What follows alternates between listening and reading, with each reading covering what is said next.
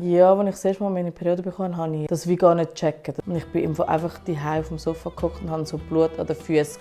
Ja, und dann so gecheckt, hey, irgendetwas ist nicht easy und mein Fersen blutet wirklich auch nicht. Was ist jetzt los? Schauen wir es mal an. Und dann war es so, ich brauche glaube irgendetwas, um das aufzufangen. Ich war 11, 1996. Und damals ist es einfach so schon noch recht totgeschwiegen worden. Jetzt. Ich habe das zwar schon so ein bisschen mitbekommen, dass meine Mutter sich einmal im Monat verzieht irgendwie aufs WC. Aber es hat sich wie so nicht angefühlt, dass das etwas mit mir zu tun hat. Es hat irgendetwas mit der Anatomie zu tun und der Biologie. Ich muss jetzt dem auf die Spur gehen. Ich habe dann das meiner Mutter so erzählt, schon leicht beschämend. Und sie hat mir dann schon gesagt, wir müssen so Binden kaufen und so.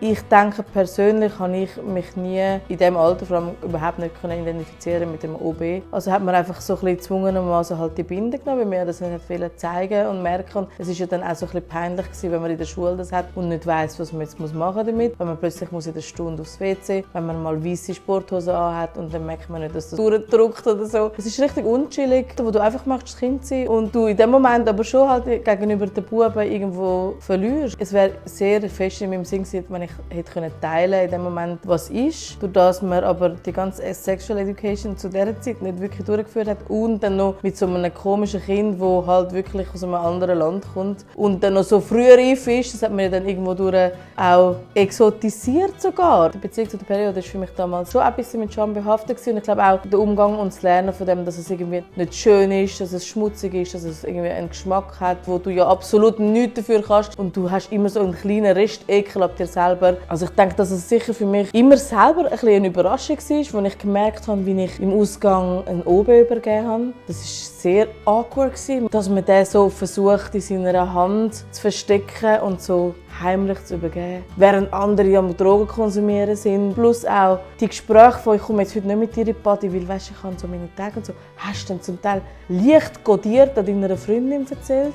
Der Gedankengang, dass ich mir meine eigene Periode legitimisiere, ist, glaube ich, wirklich bestärkt worden, im Moment, wo die Geburten stattgefunden haben. Man kann auf eine Art sagen, wieso das so ist. Das ist jetzt ja wegen dem Kind und jetzt kommt das Kind und dann kommt die Periode wieder und dann kannst du ein normales Kind haben. Das sind so mega einfache Schemen, die passieren, dass es sich natürlicher anfühlt. Dass dann die Natürlichkeit trotz all dem nicht gekommen ist, bis ich selber geboren habe. Ich merke erst in diesem Gespräch, dass es weird ist. Krass, ja.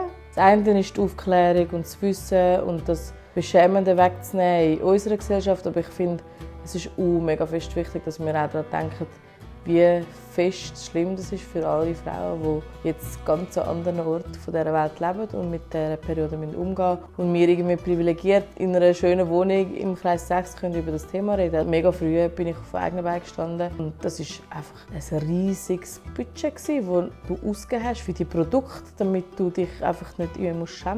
Für mich sollte es eben genau so natürlich sein, wie Kopfweh oder ich habe etwas Falsches gegessen. Ich weiß nicht, ist das viel verlangt, wenn man sich das einfach als normal vorstellen könnte für alle Personen, die das erleben. Dass ich mir so eine natürliche Umgangsform wünsche, wie das bei allem stattfindet, wenn man den Alltag zusammen verbringt, wenn man zusammen lebt, wenn man aufeinander schaut, wenn man füreinander caret, dass man da ist und aufmerksam ist und Platz und Raum hat für Schwächen und Verletzlichkeiten. Und das auch für meinen Sohn, der jetzt 4 ist, das Gleiche ist, wenn ich ihm sage, hey, hol deinen Bagger und zieh deine Gummistiefel an, aber hol Mami einen OB. Dass er mit der gleichen Selbstverständlichkeit erledigen würde für mich, wünsche ich mir mega fest.